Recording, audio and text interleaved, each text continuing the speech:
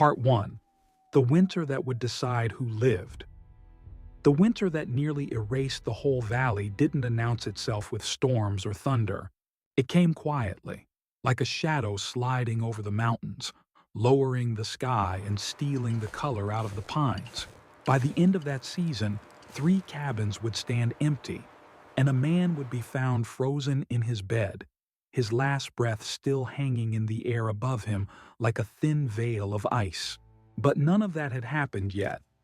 All anyone noticed on the first morning of October 1877 was a single cabin at the far end of the settlement, and the man digging a pit straight into its floor. His name was Liang Shen. He had arrived in the Montana Territory 2 years earlier, carrying nothing but a canvas pack, a small box of tools wrapped in linen, and a way of thinking that no one in that valley shared. He didn't talk much, didn't drink with the hunters, didn't swap stories at the trading post. He built his cabin alone, hauled his own stone from the creek, felled his own trees, and nodded politely whenever someone tried to make small talk, but never more than that. Most folks assumed he just wanted to be left alone. But when he started tearing up the floor of his own cabin in late autumn, curiosity did what friendliness never could. People came to watch. At first, they stood at the door. Then they stepped inside. Then they crowded around the rectangular pit taking shape in the middle of the room. "What in God's name is he doing?" someone muttered. Liang didn't answer. He lowered himself into the pit with a small mallet and began setting flat stones against the dirt walls, one after another, tapping each into place with the kind of patience only a man who has done this before possesses. "He's digging his own grave," a woman whispered. A few laughed at that. Others crossed their arms and shook their heads the way people do when they see something they don't understand and don't intend to. And then came the voice that silenced the room. Elias Crow, broad-shouldered scar across his cheek from the war, a man who never spoke quietly because he never felt he had to, stepped forward with his arms folded. "Fire rises," he said, "not down into the ground. You bury a stove, you bury yourself. Man's gonna smoke his lungs black before Christmas." Someone chuckled. Another nodded. Elias smirked as if that settled the matter. Liang looked up only briefly, eyes calm, then went back to his work. He didn't argue. He didn't defend himself. He didn't explain why he was building a firebox beneath the floor instead of above it, why he was shaping channels that curved and twisted like a river's path, or why he was hauling more stone than his small cabin should logically need. He just kept working. Outside, the first snowflake of the season drifted down and melted on the sill, a quiet warning from a winter no one in that room was ready for. But Liang Shen was. And before spring came, the valley would learn exactly why. Part 2. Everyone knew how fire worked, until he didn't. By the second week of October, word had spread far beyond the little settlement. Traders headed for Fort Benton repeated the story. A trapper on the ridge swore he saw the crazy foreigner dumping armloads of stone into a hole in his cabin. Children mimicked him by digging in the frozen earth behind the schoolhouse until their fingers went numb. But no one was more bothered by it than Elias Crow. Crow was the kind of man who believed deeply, violently, in the way things had always been done. He had survived Gettysburg, 3 Montana winters, and 1 disastrous mining expedition by following rules, not breaking them. And there was no rule older, clearer, or more universally understood than this. You build your stove in the middle of the room, on legs, where everyone can see it. A stove was supposed to glow red. It was supposed to roar. It was supposed to blast heat into the air like a miniature sun. Anything else was foolishness. So when Crow showed up at Liang's cabin again, this time with 3 other men behind him, he wasn't there out of curiosity. He was there to fix a problem. Liang was kneeling beside the pit, fitting a heavy iron door, salvaged from an abandoned trading stove, onto a stone frame. The door would become the only visible part of the entire heating system. The rest would disappear beneath the floor. Crow stepped over the threshold without asking. "You know what people are saying?" he growled. You know Liang what didn't people are look up. saying? "No, they're saying you're gonna poison yourself and burn the valley down with you. And if that happens," Crow swept his arm across the room, "it'll be on all of us for letting you do There it." is nothing to say. Liang tightened the Then the bolt on valley the might door. burn. "This safe," he said quietly. "If built right." Crow snorted. If, if. He took a step closer. "You think you know fire better than the rest of us? Better than men who've been through more winters than you've been alive?" For a You think moment, you know more Liang than men who paused. survived His countless hand rested winters. on the rough iron surface as though feeling the words before choosing his own. "In my home," he said softly, "cold kills fast. In Faster my than homeland, wolves. Faster than hunger. cold kills We do faster not than waste heat." wolves. "That's not an answer," Crow snapped. Liang met his eyes. "Fire climbs if you let it, but it can travel other ways. Through earth, through stone, if you make path for it."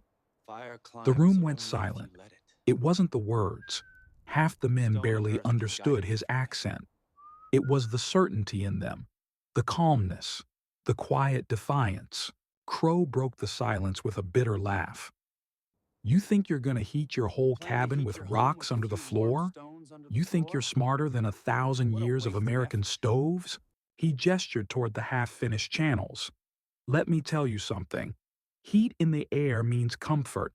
Heat in the ground means you wasted a month and a perfectly good roof over your head." Liang said nothing. Crow leaned Don't in come until pounding on his my shadow door. covered Liang entirely. "When winter comes," he whispered, "and you're freezing under this floor of yours, don't come pounding on my door." He turned, coat brushing the stone wall, and walked out into the gathering No snow. man can The other change men how followed fire him, works. each with a last doubtful look at the quiet man kneeling beside a firebox buried deeper than any of them could understand.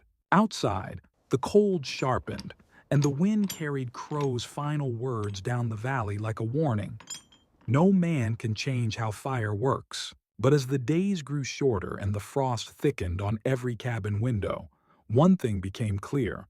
Liang Shen wasn't trying to change fire at all. He was trying to use it the way his ancestors had for centuries. Quietly, patiently, and in ways none of the men in that valley had ever imagined. And winter was coming fast. Part 3. What he learned before he ever came here. Winter crept deeper into the valley, frosting the edges of every roof, swallowing the paths between cabins, and turning the creek into a thin ribbon of glass. While the others chopped wood and cursed the early cold, Liang worked quietly inside his half-finished home.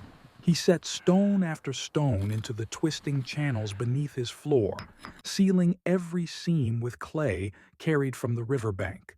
No one understood what he was building, but the rhythm of it, tap, scrape, tap, echoed through the crisp air like a heartbeat. Only Liang knew it wasn't the first time he'd heard that sound, because long before he ever stepped foot in Montana, he had lived through a winter that nearly killed him. He was 6 years old in the mountains of his birthplace, far across an ocean most of his neighbors couldn't even imagine, were locked under a season so cold that the wind itself seemed to freeze mid-howl. Snow didn't fall there. It settled, layer upon layer, like the dust of forgotten time. The sun rose late, set early, and in between struggled to touch the ground. That winter, the old clay bed, his family's Kong, began to crack. It didn't look like much. A raised platform of stone and packed earth used for sitting during the day and sleeping at night. But the Kang was more than furniture. It was life. It was the only thing standing between warmth and the kind of cold that stole breath from your lungs before you had time to cry for help. Liang still remembered the night the crack opened.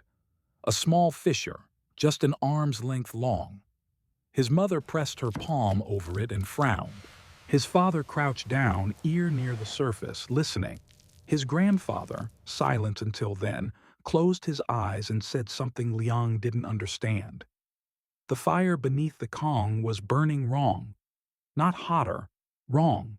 The next evening, the walls of the house filled with smoke, not thick enough to choke, but thin, ghostly threads drifting from the broken channel below. Liang coughed until his chest ached. His little sister cried and buried her face in his mother's coat. Outside, the wind screamed against the shutters, demanding to come in. His father broke apart the platform with a chisel that same night. Beneath the surface, the problem was worse than anyone feared.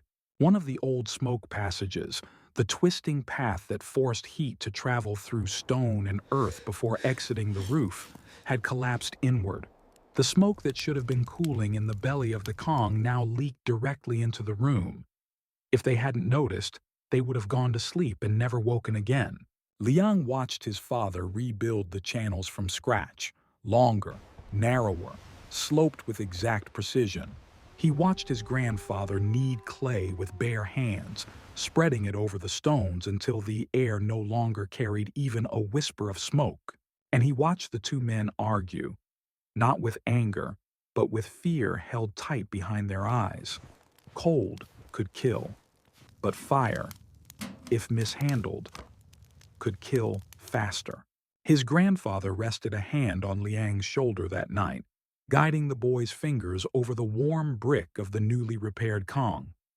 "Heat," he said, in a voice so soft the wind almost carried it away, "is not something you make.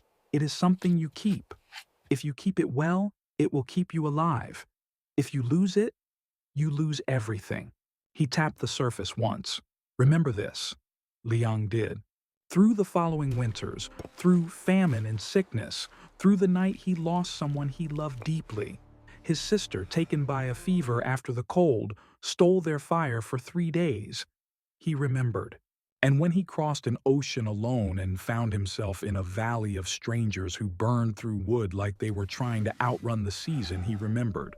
That memory, raw, painful, and sharper than any knife, lived in his hands as he worked the clay into place beneath his new floor. It shaped every channel. It guided every stone. It whispered warnings into his ear that no one else in the valley would ever hear. It wasn't arrogance that made Liang build differently. It was survival, and he knew, deep down, that the winter coming for this valley was nothing compared to the one that had carved its lessons into his bones. Part 4.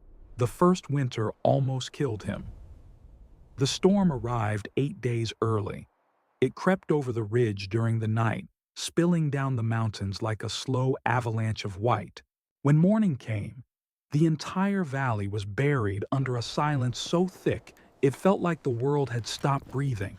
Most people woke to frozen windows, stiff blankets, and the familiar dread of a fire that had burned itself out during the night.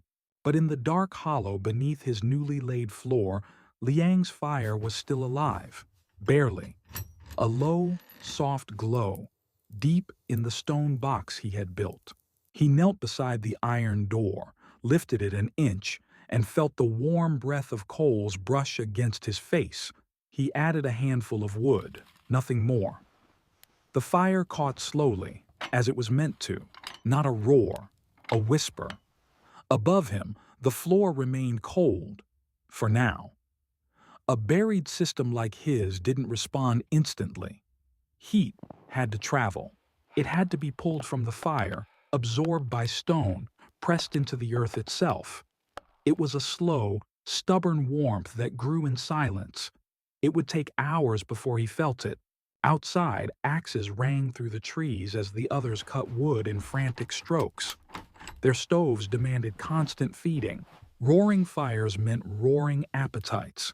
And the cold meant their cabins bled heat faster than they could replace it. Every trip outside sapped strength. Every armful of logs bought them only a little more time. By contrast, Liang worked without urgency. He repaired the latch on his door, He brushed frost from the window. He boiled water on a small iron plate connected to his hidden firebox. Hour by hour, the cold pressed in from every side, and hour by hour, his floor began to warm beneath his feet.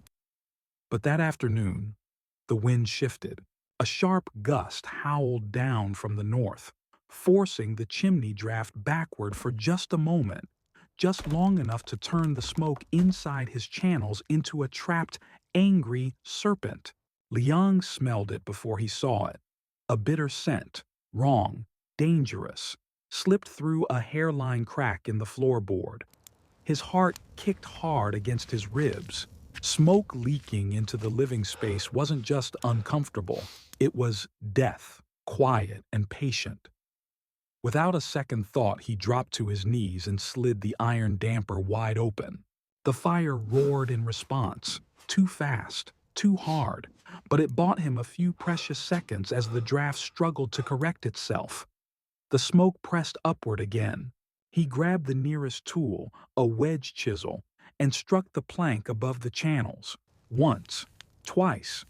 The board snapped free, revealing the stone-lined trench beneath. Thick gray smoke curled out like breath from a wounded animal. If he hesitated, even for a heartbeat, the poison would fill the cabin. He wrapped his sleeve around his face, reached into the trench, and slammed the clay seal tighter against the stone. The heat scalded his palm through the fabric. Tears burned his eyes. He tasted ash with every breath. Then, suddenly, the pressure shifted. The chimney caught the draft. The smoke reversed direction. The trapped serpent unwound itself and slithered toward escape, thinning into a faint silver thread before disappearing into the cold air outside. Liang stayed motionless for a long moment, coughing, waiting, listening. Only when he felt the air clear did he lower his hand. He sat back against the wall, chest heaving, palm blistered and throbbing beneath his sleeve. He had survived. But the message was clear. Even a perfect system became a killer the moment you stopped respecting it. By sunrise, the leak was fixed. The board was replaced. The fire burned low and steady, as though nothing had ever gone wrong. And the warm wave rising through the floor spread slowly through the cabin, settling into the air like a soft sigh of relief. But the valley didn't receive relief. They received a warning. By the end of that week, children woke coughing. A trapper lost 3 fingers to frostbite after tending his stove through the night. A woman fainted hauling wood uphill against the wind. Elias Crow's chimney glowed orange from the heat of his overworked stove. And still, the cold deepened. Each morning, more eyes drifted toward Liang's cabin, toward the thin trail of smoke rising in a straight, perfect line, toward the man who had built his fire not above the ground, but beneath it. A man whose floor was getting warmer while theirs grew colder. A man they didn't understand. A man some were beginning, quietly, fearfully, to envy. Because the first winter had arrived early, and it was only the beginning. Part 5. While others burned wood, he burned time. By mid-November, the valley had surrendered to a kind of cold that didn't simply surround you, it reached into you. Doors froze shut in the night. Lantern oil thickened inside the glass. Even breathing felt like inhaling needles. People wrapped scarves around their faces just to cross the clearing between cabins. Axes rang all day long in the woods. The sound echoed sharp and frantic, like the cracking bones of the forest itself. Men chopped until their palms split, until their backs seized, until their breath came in ragged clouds. They chopped because they were afraid to stop. Their stoves burned too hot, too fast. One moment of rest, and the cold reclaimed everything. But Liang Shen's axe remained untouched beside his door. While others trudged through knee-high snow, he moved slowly around his cabin, tending to tasks that seemed almost trivial for a man facing the harshest winter in years. He inspected traps. He mended a torn sleeve. He boiled tea on the How does iron he do it? plate above his hidden It's firebox, barely burning. steam curling past his cheek like a warm, familiar hand. The more the cold pressed in, the more his floor answered it. By late afternoon, the wooden planks beneath his feet radiated a steady warmth that crept upward in quiet waves, not the blazing, uneven heat of a cast-iron stove, You did not but chop enough something wood. deeper, like Of warmth wood. rising from the belly of the earth. He didn't speak of it. He didn't boast. He simply lived, yet he could feel the eyes watching. Across the clearing, through the drifting snow, men paused mid-swing to glance toward his chimney. It never glowed red. It never belched smoke. A thin, constant thread rose from its mouth, Liang is steady, amazing. controlled, Why he doesn't almost gasp for gentle. breath after It all our unnerved wood. them, because it Whether he meant found something coal they or had some spent secret their key. whole lives believing might be wrong. One afternoon, as Liang stepped outside to fetch water, he saw Elias Crow leaning on his axe at the tree line, watching him. The wind cut between them like a blade, but for once Crow didn't have a smirk ready. His lips were cracked. Frost clung to his beard. His hands shook slightly on the axe handle, though he tried to hide it. "You ain't cutting wood," Crow called, voice hoarse. Liang paused. "Enough wood." Crow barked a laugh that broke halfway through. "Enough? Everyone else is burning through a cord a week." Liang nodded once. "Different stove." Crow stared at him, breathing hard. It wasn't anger in his eyes anymore. What if it Something wasn't the closer wiring? to I heard something right confusion before. But or who else fear. knew they kept the safe But he there? It doesn't turned make away sense. without another word, lifting the axe, burying it once more into the frozen trunk before him. Behind him, his cabin chimney belched a thick column of black smoke into the sky. Behind Liang, his cabin chimney released only the thinnest whisper. And the whispers were starting to spread. Neighbors spoke in hushed voices at night. "How is he not out of breath? How is he not freezing when the rest of us are? Has he found some kind of coal? Some secret stash?" But one question overshadowed the rest. Why is his fire so small and his house so warm? The answer was buried under his floor, but the valley wouldn't learn that truth until their world, already cracking, finally shattered. Part 6. The Winter That Decided Who Lived. The storm arrived without warning. No slow roll of clouds, no distant rumble, just a white curtain tearing across the ridge and swallowing the valley in a single breath. Snow slammed sideways into cabin walls. Roofs groaned under sudden weight. The world outside vanished into a swirling, endless nothing. Within hours, trails disappeared, doors buried, windows iced over so thick that lanterns inside barely pushed a glow outward. But it wasn't the snow that frightened the valley. It was the cold behind it. A cold so sharp it made metal ring when touched. A cold that killed chickens in their coops and froze water buckets solid in minutes. A cold that ate through every cabin except one. On the third day, the suffering began.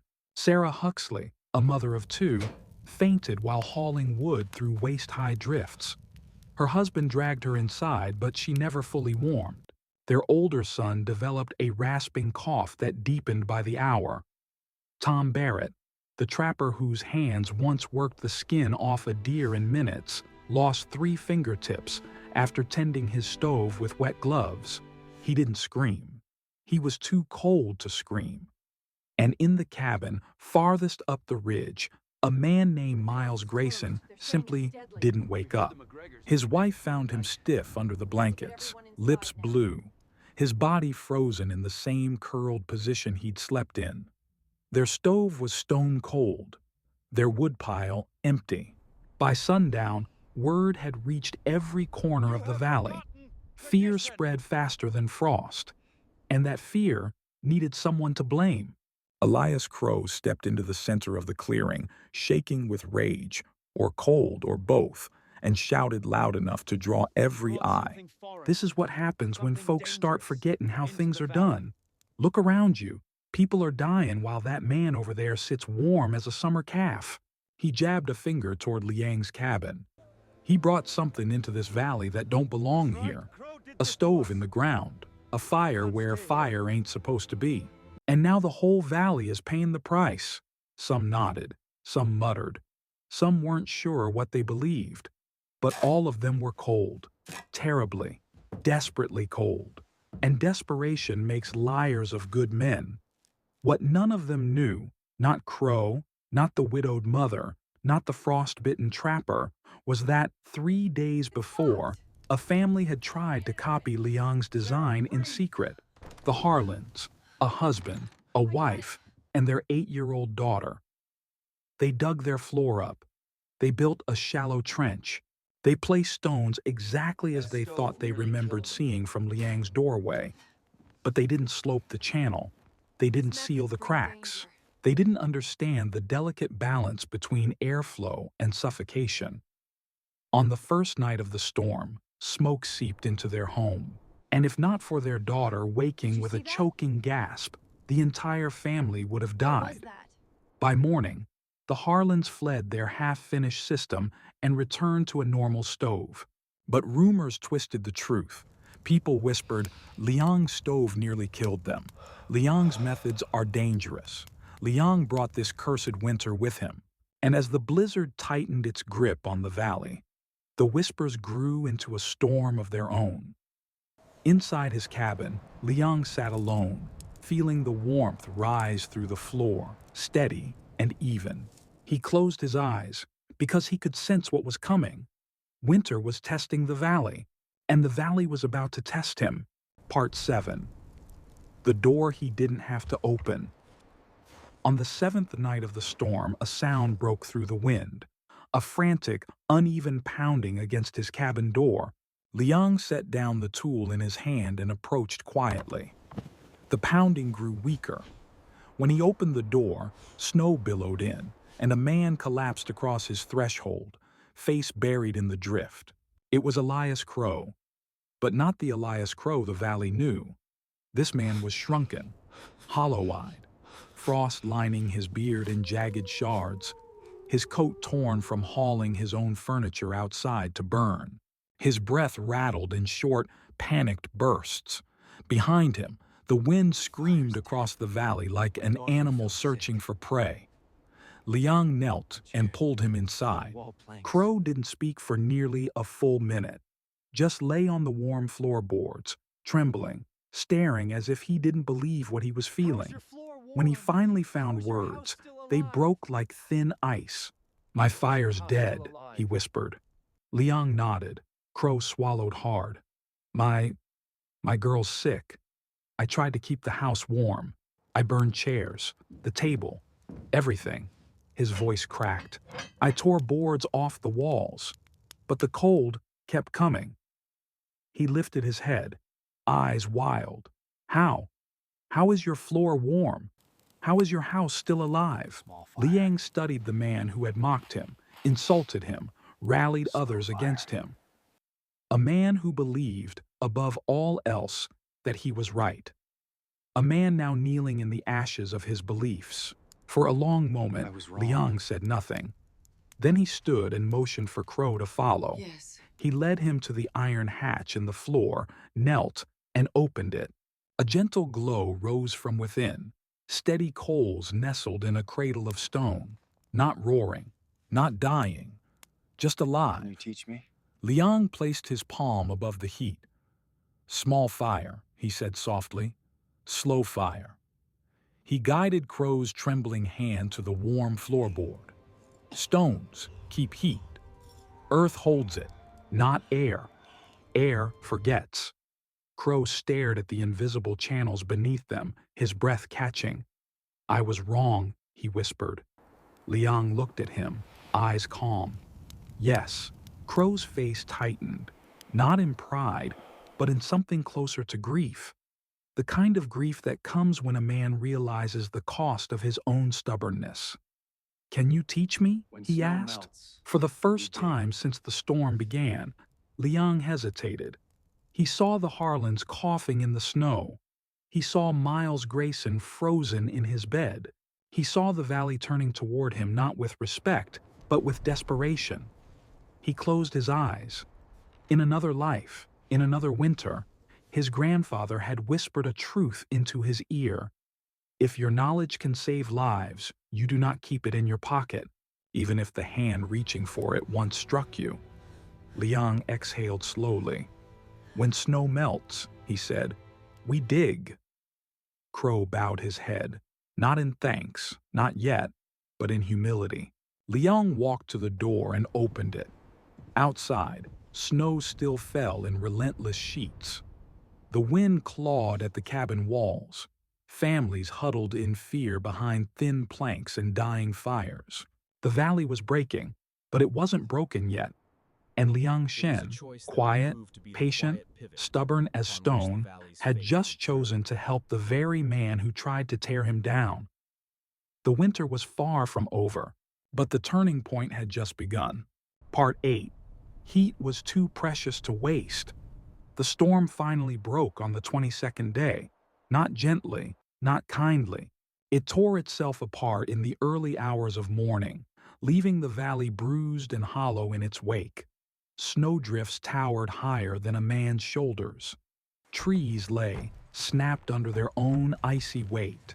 Chimneys leaned crooked in the pale, exhausted light. But when the clouds cleared, something else emerged with the morning. The survivors. Doors creaked open.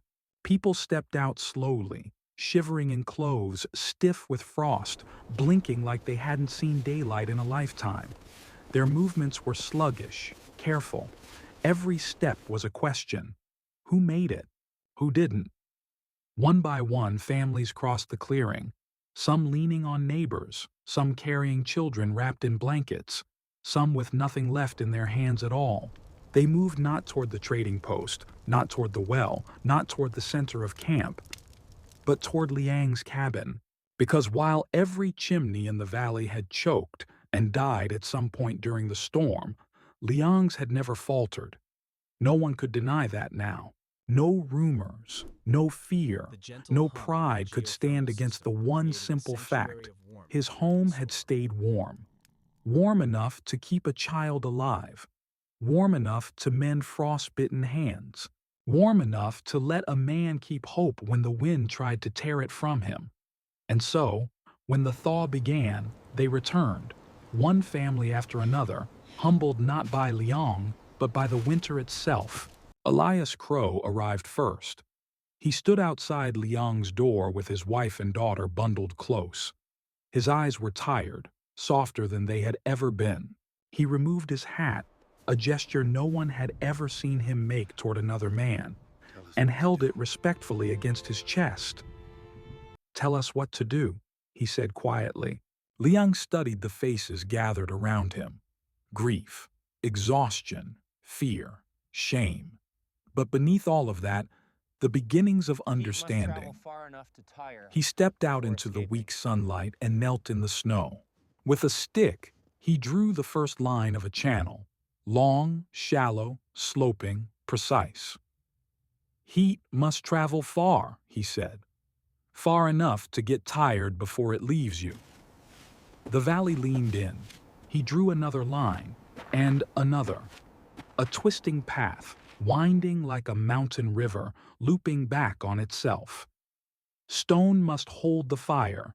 Air must not escape. Slow fire is best. Fire. Martha Huxley wiped tears from her cheeks as she listened. Her son, sick for days, slept warm on her shoulder for the first time in weeks. Tom Barrett, fingers bandaged, knelt beside Liang and asked questions through clenched teeth. Even Elias Crow, once the loudest voice against him, now listened with a reverence that bordered on confession. And so it began. When the ground thawed enough to dig, the work started. Crow and his sons hauled stone from the creek. The Huxleys dug trenches with shovels still cold from the storm. The Harlans, grateful, ashamed, but determined, carefully rebuilt the system they once failed to understand. Liang moved from cabin to cabin, teaching, correcting, guiding. Not loudly, not proudly, just steadily. His blistered hand, still healing from the night's smoke nearly killed him, traced each channel with gentle precision. He taught them how to pack clay until every crack vanished. He taught them how to read the faintest curl of smoke. He taught them how to build a fire meant for days, not hours. But the lesson that stayed with them longest wasn't one he spoke aloud. It was the lesson they learned by watching him. That knowledge is heavier when carried alone, and lighter when placed in many hands. By autumn, the valley had transformed. Cabins stood not as lonely islands of heat, but as steady hearths radiating warmth from the ground up. Winter woodpiles lasted twice as long. Children slept without coughing. Families gathered at night on warm floors, telling stories of the storm that almost ended them, and the quiet man whose warmth had saved them. By the winter of '78, not a single cabin in the valley used a cast iron stove the old way, and by the winter of '79, other settlements, hearing rumors of the earth fire method, sent riders to learn from the man who had brought a forgotten science halfway around the world. But Liang Shen never called himself a teacher, never claimed to have invented anything, never asked for credit or coin. When asked why he shared so freely, he would simply touch the warm floor beneath him, look toward the mountains where a boy once nearly froze beside his dying family hearth, and say, "Heat is too precious to waste." He lived in the valley for nearly 3 decades more. When he passed, old and quiet and peaceful, the entire settlement gathered in the snow outside his cabin. Every home in that valley dimmed its fire for an hour, not to mourn the warmth he brought, but to honor the warmth he preserved. The winter storms still came, still howled, still tested the valley. But after Liang's time, they never claimed as many lives again, because in a forgotten corner of Montana, a buried fire would keep burning long after the flames were gone. A fire in the earth, a fire in the stones, a fire in the memory of those who learned the hard way that heat once lost may never return. And so the valley lived, generation after generation, on the quiet wisdom of a man who built his fire where others feared to. Not above them, but beneath their feet, where warmth belonged.